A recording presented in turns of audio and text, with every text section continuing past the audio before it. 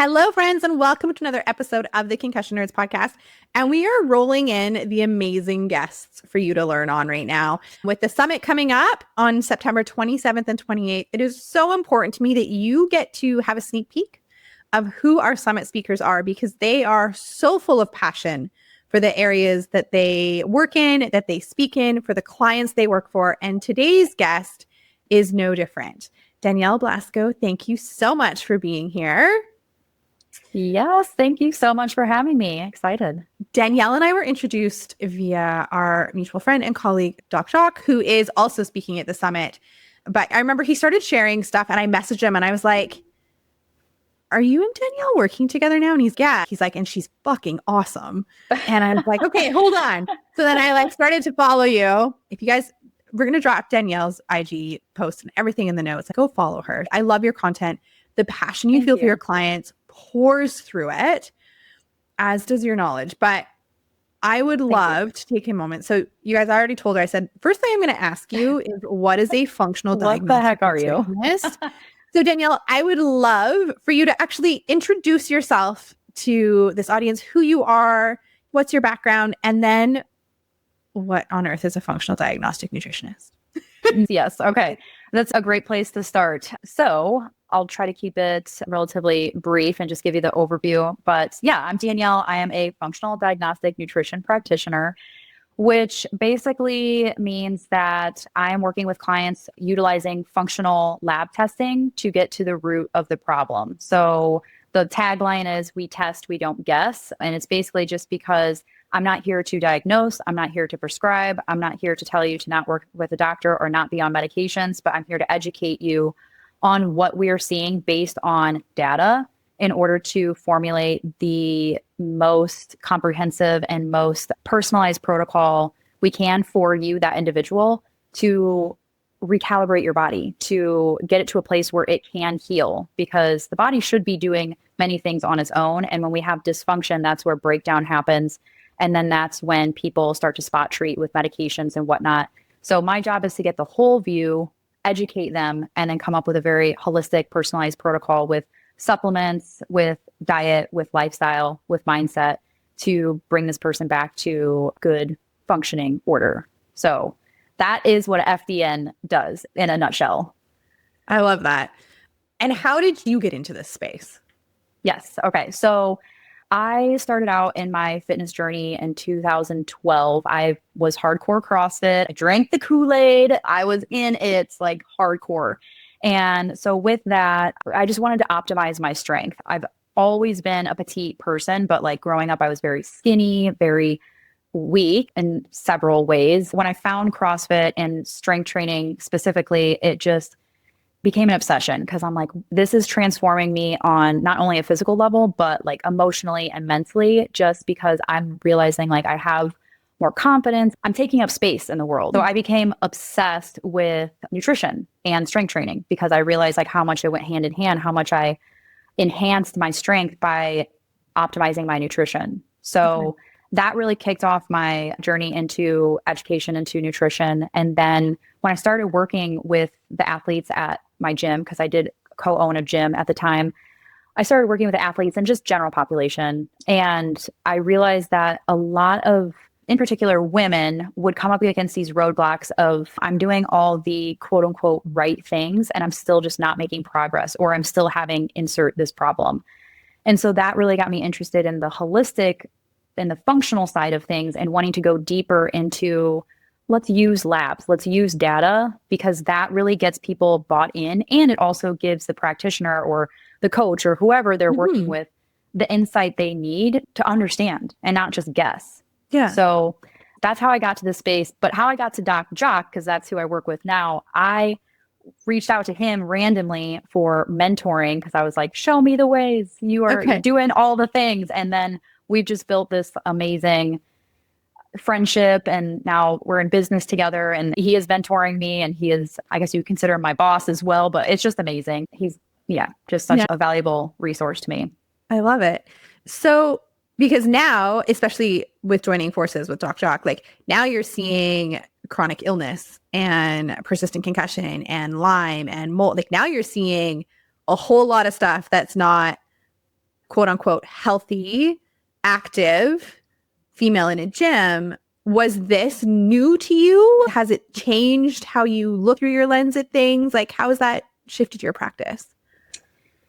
Yes and no. Okay. So with the work that I'm doing now, I will say, and with really any FDN work, you're not honing in on one niche. Like you're not becoming an expert in one thing. You're basically just, let me get the full picture and let's course correct from there. So in that sense, I'm just like open to working with pretty much anybody and everybody. Now, it has brought in more of those clients because those are the people I'm calling in. I'm like, hey, I want to work with the most messed up people out there. You know what I mean? I like that because that is not only rewarding for them, but for me as well to like really get to the root of it. Because a lot of times those people have been spinning their wheels endlessly with whatever they've been doing. And it's just, hey, I just need help. And so it's rewarding, I guess, any way you go about it.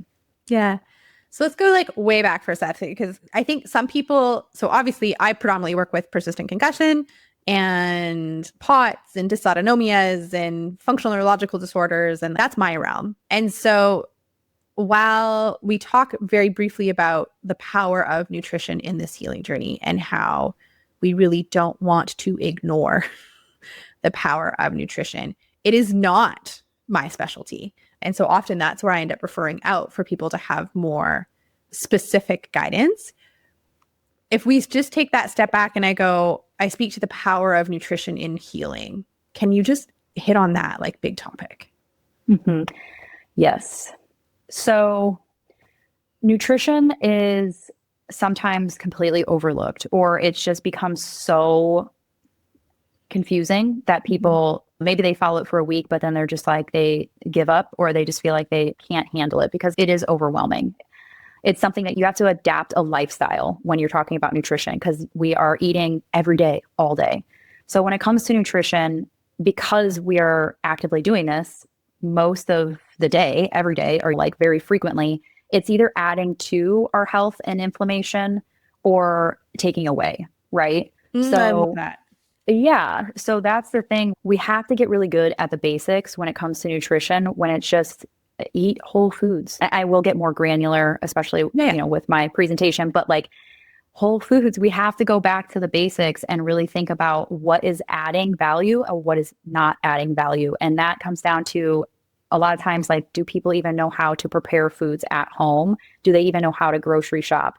So it's not just about handing over a perfect template and being like, hey, eat this and that's all you get. But it's okay, let's build your confidence in the grocery store and let's build your confidence in the kitchen so that you understand what foods fall under proteins, what foods fall under carbs, what foods fall under fats, and which ones are optimal and which ones are, I'll say, doable. Because there's always going to be that scale of what's optimal, what's horrible, and then what's somewhere in between. And it doesn't have to be perfect all the time, but you do need to understand like where you're at on the scale and where you're living 80% of the time and where you're living 20% of the time. I just loved what you said at the very beginning. Like your nutrition's either adding to your health or it's taking away from your health.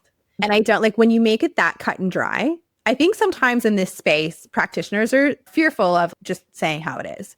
But that is that piece. Are you someone who's making the choices? And I feel like people probably fall into a few camps of like the people that I think there's so much, we're not educated in nutrition, or at least in Canada, like we're not educated in the school system. There is zero anybody, unless you have an interest in it, right, that educates in nutrition. And so I think, how often do you run into clients that feel like they're making healthy decisions? And then you guys start going down this education pathway and it's, oh shit. Yep.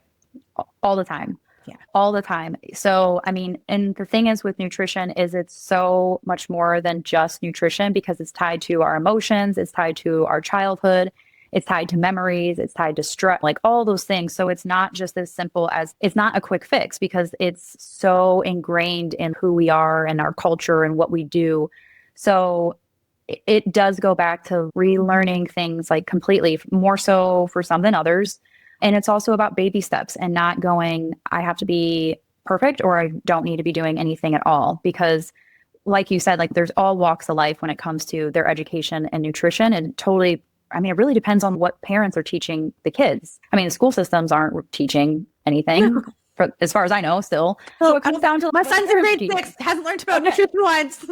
Okay, exactly. So there's no education on it, yet it's the thing that's literally driving us to sickness. Yeah. Yeah. So and again, you guys, Danielle's speaking about the role of inflammation and nutrition and the role nutrition can play in helping inflammation for helping healing. So I don't want to go into like the granular of your presentation, but can you give like a 10,000 foot view on what you're going to be digging into more in kind of the summit talk? Yes. So what I'll be diving into, we'll be speaking on inflammation. I feel like it's such a big word that we almost desensitize ourselves to it because we're like, oh, we hear this word inflammation all the time. So yeah, don't need to worry about that. But it's like, what is inflammation? So we're going to be talking about what inflammation is. We're going to be talking about things as simple as protein, carbs, and fats, what they actually do in the body.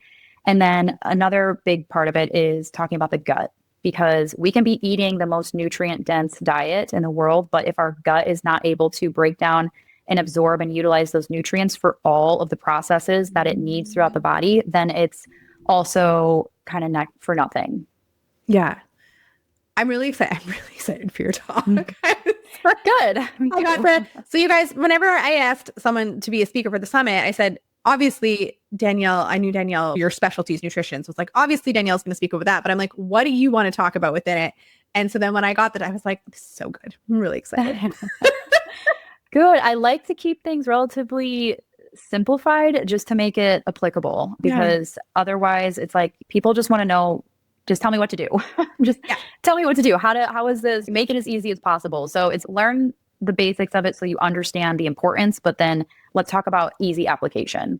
And I think let's talk about that for a second, because also side note, I want to know what it's like to work with you. I'll explain more after. But this has been my hiccup because I've worked with nutritionists before. I've worked with trainers before. I believe in having support and team and coach, especially to help me reach my goals when it's areas that I'm not as knowledgeable in. And particularly with this population that kind of listens to this podcast and that'll kind of be on the summit, is basically I had a coach once who was like, I just need you in the beginning to tell me what the fuck to eat. Yeah. I was like, I need you to tell me how much and what, because I'm so busy in my life right now. I have so much going on. I was doing my own like deeper trauma work. I'm like, I don't have the capacity to figure out all the pieces right now. I'm like, is that the goal? Yes. Obviously, I would like to be like, hey, I'm going to do my own shit. I'm going to figure this out. But in the beginning, I'm hiring you because I need your help. And this thing in the coaching world of like, you need to teach people to fish so they can last for life. Yeah, that can be the goal, but sometimes you just need to give them the fucking fish to start. And I think with this population in particular, whether it's a busy clinician, whether it's someone on a healing journey, they need that extra help in the beginning to then baby step towards the, okay, I can fish for myself now. I don't know. What is your thought process on that? Yeah, I mean, I totally agree. And that's where, when I say people's protocols are individualized, this is exactly the case, because it totally depends where you're coming in from. Because I have some clients who, going back to macronutrients, protein, carbs, and fats, some clients don't know what foods fall under those categories. And then some people have been meticulously tracking their food in a nutrition database like MyFitnessPal or Chronometer or one of those. So it really totally depends on where you fall as to where we're going to move to next. Now, the people, I think what you're talking about is like having less of like that foundational knowledge. I like to start with, show me what your normal looks like so that I can start making small tweaks to that so that we can optimize on what you're already doing, and not me just giving you this cookie cutter template of this is what perfect looks like. Go ahead and do this. But let's use what you already are kind of working with and let's make it better, and let's slowly baby step our way to where we need you to be. So it really does look different for everyone, but I agree. In order to build autonomy, you have to build confidence, and you're only going to build confidence if you are being taught and led properly and not just sink or swim. Yeah.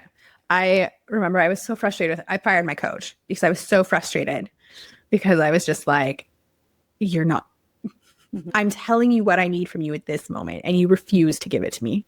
I was like, that might work for some of your clients, but it does not work for me. Totally. Yeah. And when you're paying good money, it's like everyone's different. So you have to change up the way you do things to accommodate. Maybe not saying bend over backwards, No, but you do absolutely have to not. change. Yeah. You do have to change up what you're doing depending on the person for sure.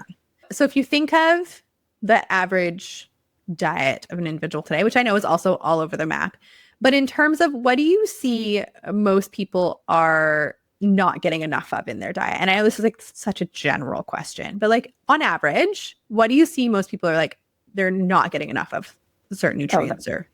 Yeah, that is so easy. Protein, like all day.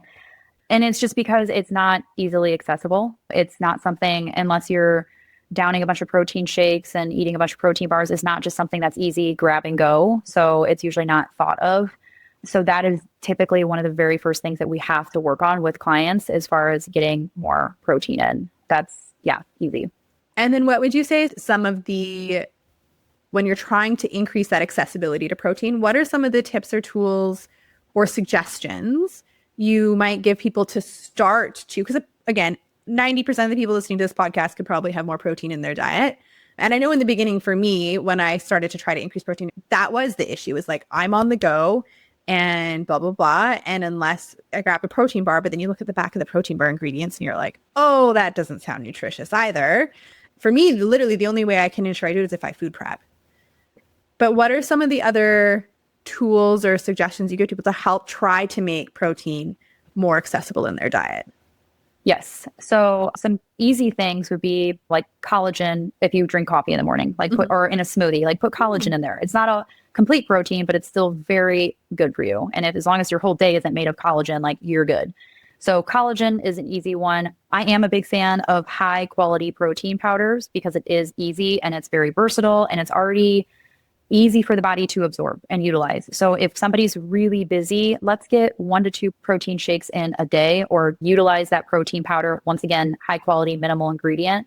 But aside from that, you did touch on exactly what needs to be addressed. And that is buying the protein sources from the store and then also food prepping them so that they are tasty. Because the biggest thing is that if we think about whenever somebody thinks about going into focusing on health, automatically like chicken breast comes to mind. But like chicken breast, chicken and turkey is literally what comes to my brain. Yes. And if you think about a chicken breast, just a plain old chicken breast, that is horrible. That is not what anybody wants to eat. So like you have to make it tasty. I'm like, grill your meats, get creative with the seasoning, with the marinades. You can use condiments, utilize chicken thighs instead of chicken breasts sometimes, change it up. So you do have to get a little bit more comfortable and confident with making your protein tasty so that you actually do want to eat it.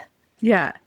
When you come back to things like high quality protein powders, for example. So for someone who walks into like an optimized nutrition store, or I don't know what the way, like Popeyes in Canada, I don't know what the US stores are.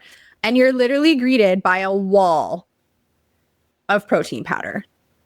And the salesperson who's trying to probably push the one on you that they're going to get a bigger return on, or that the product they've been told to move that week is the one that they need to move. What should we be looking for in a high quality protein powder? So I will say big box stores are going to be questionable. When I think of going to buy a protein powder from a store, I would probably want to go to a Whole Foods. Out here we have Sprouts. They're more like holistic, natural type. We don't have any of those in Canada, but okay. That style. So in Canada, that would be like, no, I shouldn't say that. There's Whole Foods where there's like smaller, like organic stores that exist. That's going to be your best bet to go with that. And then there are plenty of, if you honestly, with ChatGPT these days, like putting in like high quality protein powders or looking up like the ingredients, like basically you just want to see an ingredient list that is not extensive. Right. We want to see 4 or 5 maybe ingredients in there. Like we want to see minimal ingredients, which means that you're likely not going to get the ones that are like insanely flavorful. And I'm sorry, but marketing, if it's like a crazy package and like super out there and wild, it's likely going to be not as quality. So also think about that. It's like you get kind of look at the packaging, look at where it's coming from, and look at for sure the ingredients and start to make those decisions on what would be best. Yeah. If someone's listening to this and they're like, okay, I'm hearing how important nutrition is in this journey. I have no idea where to start. What would you say to someone who truly is like going blind and they're like, I know I want to start to make changes here, but like, where do I even begin? Yeah, that's a great question. I will say what helped me in the beginning, because sometimes it's hard to think back of the very beginning steps. Now, for me, it was like I printed out a graph of what falls under proteins, what falls under carbs, what falls under fats, and of whole foods. So, what foods fall under those? And I kept that on my refrigerator. And so, basically, I was just like pulling a food from each of those categories to put together a meal.